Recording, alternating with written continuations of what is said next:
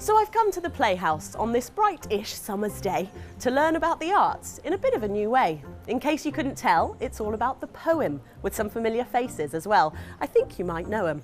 Fear not, I'll improve as I learn from the best, with some local school pupils at Poetry Quest. So without further ado, let's get this show on the road and find out who's brave enough to have their poems showed? I'll forget it, I'll leave it to the experts.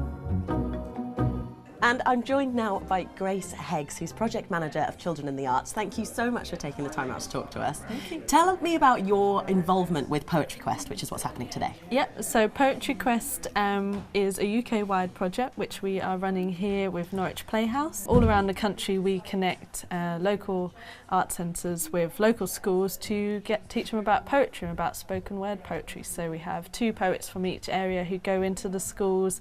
The pupils come to the arts centre and see the poets perform their own stuff, and then at the end they get to perform on that same stage and read their own poems. Great stuff. Now you picked the Playhouse as the venue that you wanted in Norwich. Talk to me about that decision.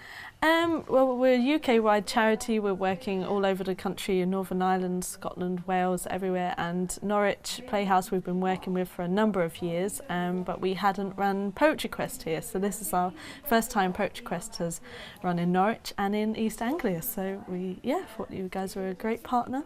Excellent. Yeah. Well, I think it's going to be really exciting for the kids to sit in a real theatre, perform in a real theatre, and have people watch. What's the feedback been like so far? Oh, well, when the pupils came here to watch Molly and Luke perform, we had a full house. We had children from all throughout the school coming, and it was really excitement.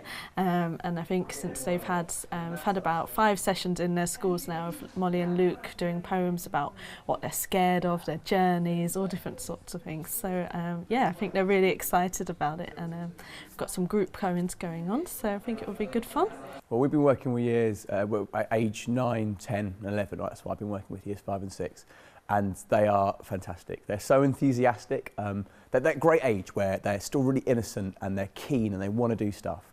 But they're also really capable as well. You know, they've got great ideas and they're really good at working on their own. Well, Poetry Quest has started from Children in the Arts, and we've had a lovely relationship with them now for nearly 8 years. We worked with them on the START project way back in 2008, which is still running to this day, which enables children to come into the theatre. And when we had a chance to do Poetry Quest, we of course absolutely grabbed it.